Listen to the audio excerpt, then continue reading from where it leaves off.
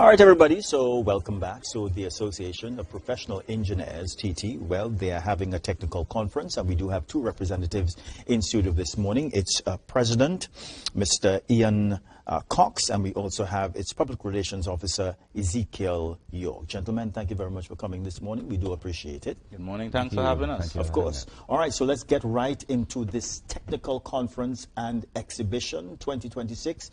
What is it about?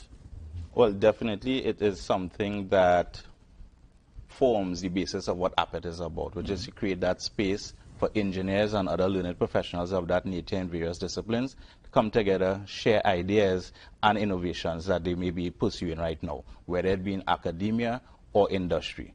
So one of the core principles of APET is that through association, to create that space for engineers from the junior engineer to the executive engineer to interact. And the conference is the pinnacle of that example. Yeah. What is it that is happening in your industry or the environment that you felt, well, here's what, now is an opportune time to hold such a conference? It's always a fluid and dynamic situation for the engineering industry. APET represents 4 disciplines, typically mechanical and industrial, civil, chemical, and electrical. Things are always changing because engineering is a continuous learning discipline.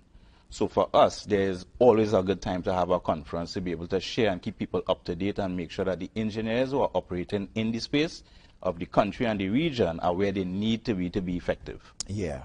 Mr. York, come in here, and because I want to speak a little bit about why, because Mr. Cox did touch on a number of components of the conference and that you all would be touching on. But for the engineer who is looking at us this morning, why is this a good conference for the engineer to attend? 2 core reasons. So ATC 2026, or ATC in general, gives the engineer, be it whether or not they're presenting or whether or not they're attending, a platform to speak.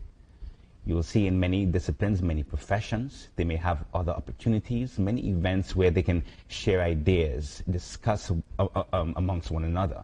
So ATC offers us that platform for international, regional, and local speakers to actually speak, engage, share their ideas, their thoughts, and we have a number of different categories in terms of energy, AI, construction. And the reason why we're doing this is because you would see, throughout the entire year, we don't have that many avenues for engineers to present their solutions to local, regional, short-term, and long-term solutions.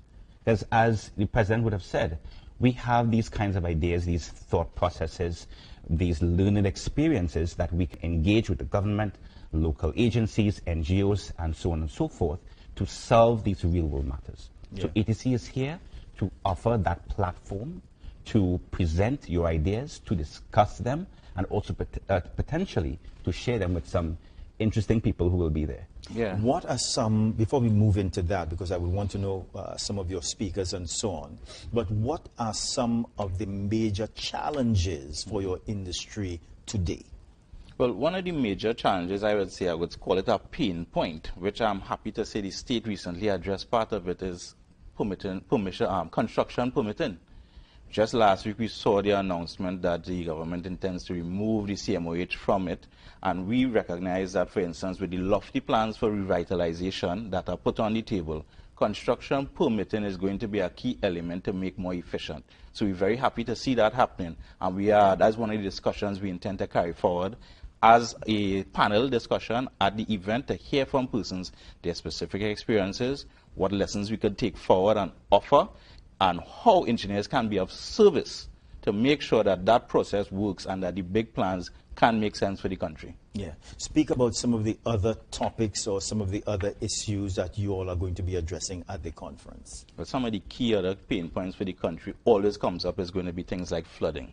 So there are papers that are going to deal with flooding, and there's actually one paper coming out that is seeking to see how you could take actual times of flood and put it to a positive use. I don't want to give too much away, but it's a great paper coming with that regard.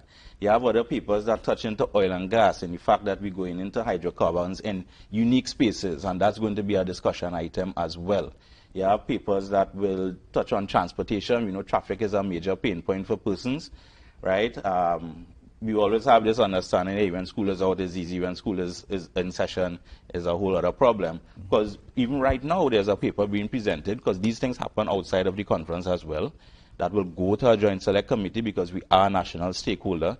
So these things do happen. We have those subject matter experts within our 800 members. So those are the ways APET contributes typically, and then with these conferences, you have those very specific focal points that can be identified. Yeah. Who are going to be some of your speakers? Well, we have Dr. Trevor Townsend. He's the APET past president. He's going to be touching on the transportation item. We have Dr. Goldie Davis. She is a specialist in water. She's going to be coming on. She's one of the young engineers, very successful, and actually a second-time presenter with us in 2024. She presented, and what I could highlight with her is her presentation was actually a success story because it led to a project implementation.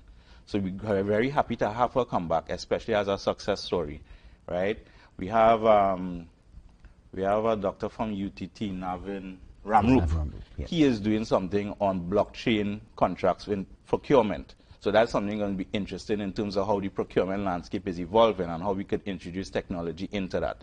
So there's some nice key items that, you know, just give a little sampling of it. And it's really just a sample because there's something on the order of 30 to 40 papers to be presented. And it's 20-minute slots. So when we talk about value for money, we're talking about a conference that is going to be over the course of 2 days, all things covered. You just come into this space. You have the ability to interact with the speakers. You have the ability to interact with industry partners who are setting up booths. So you will get experience to deal with those persons who come in to offer products and services.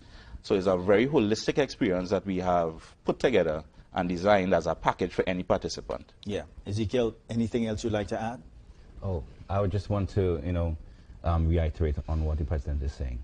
It's not an event to miss, because the last time or the next time we're going to have it is 2 years from now, and who knows how many other opportunities other agencies may have.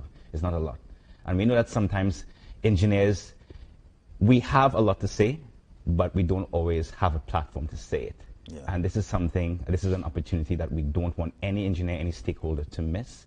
And also, it's not just for the professionals, it's also for the students as well, because we have an upcoming student competition, as well as an opportunity for students to attend so that they can share their thoughts, because, of course, this is the future. This is for the future as well. Let's talk a little bit about how the conference supports innovation and development in the region. Yeah, sure. So let's look at sustainable transportation. We've had many ideas come and go, but what we're trying to tackle right now, especially with all or most of the papers that we're going to be presenting, is what can be actioned in a short space of time.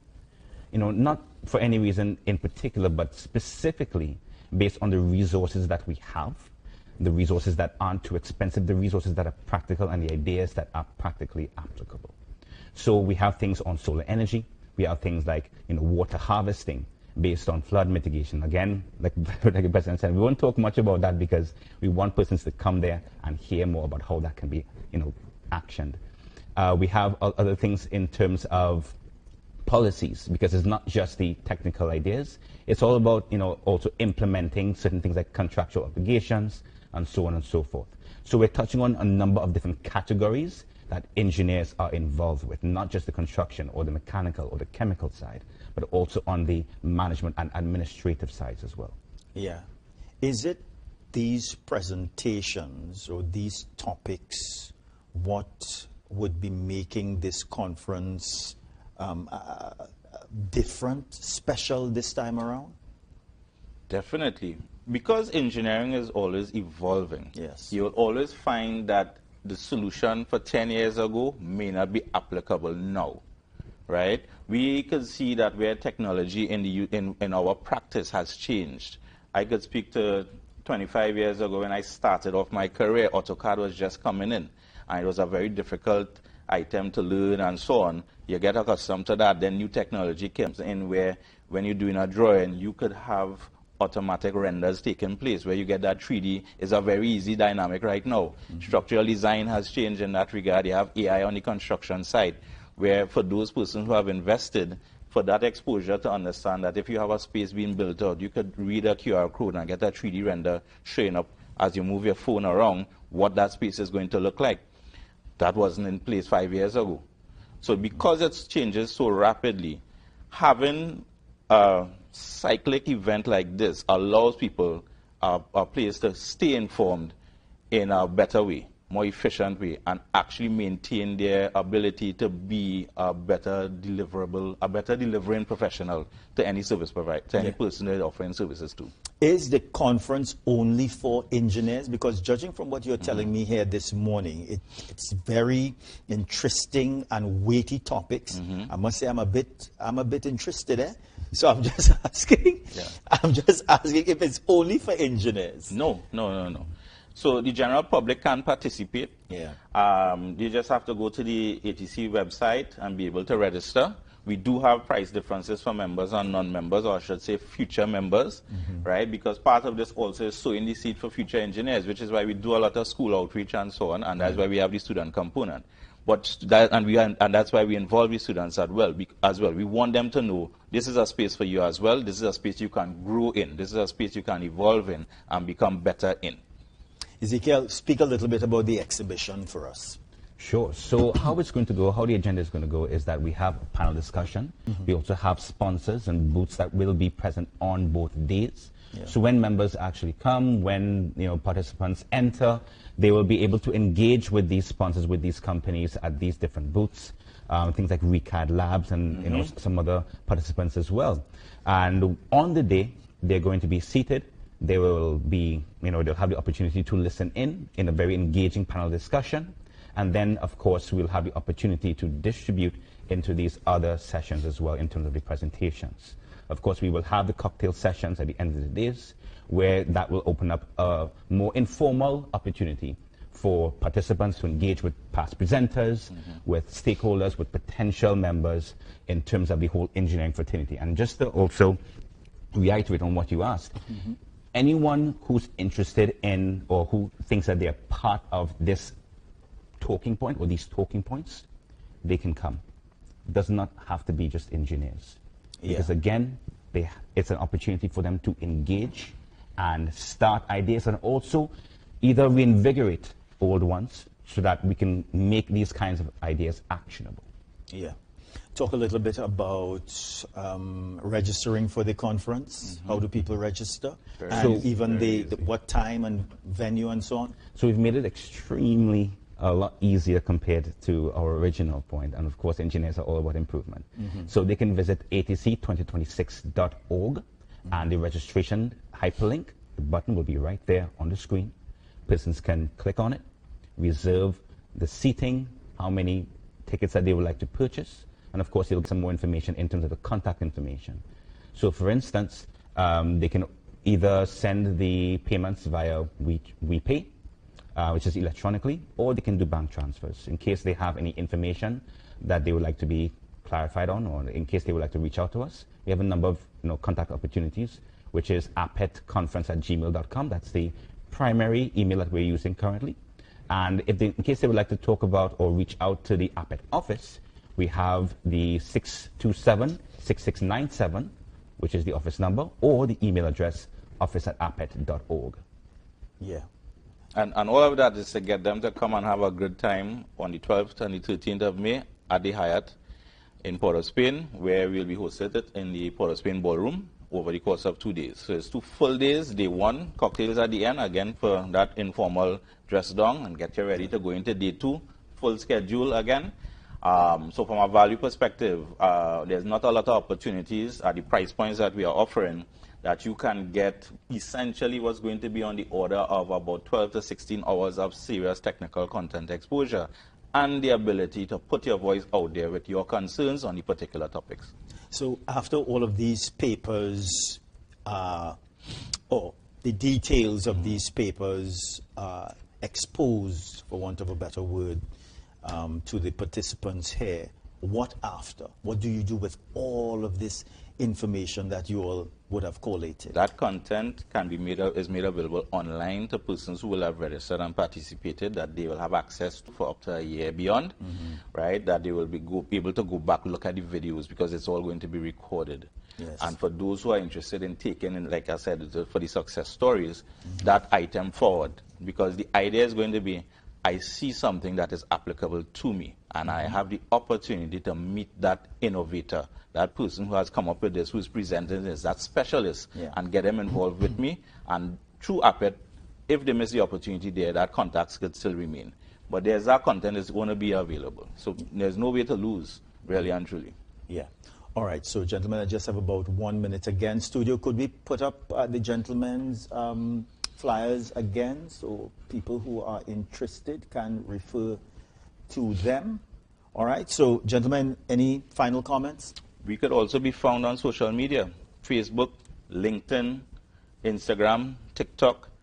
TikTok is a recent item, but we're trying to build up videos. We also have a publication, which is our APET Evolve magazine, and our internal publication is APET Pen for members. But the Evolve is what we're pushing out there, and we invite persons who are interested to put things in there going out to members and the public. That's a good platform as well. We're running that every 3 months, and you'll always get information on social media. Yeah, gentlemen, thank you very much for coming this morning.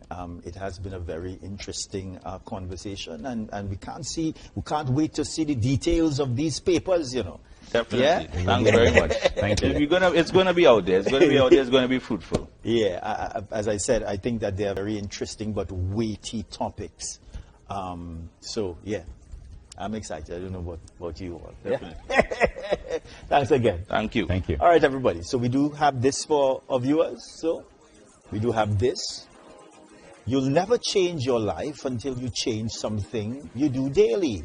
The secret of your success is found in your daily routine.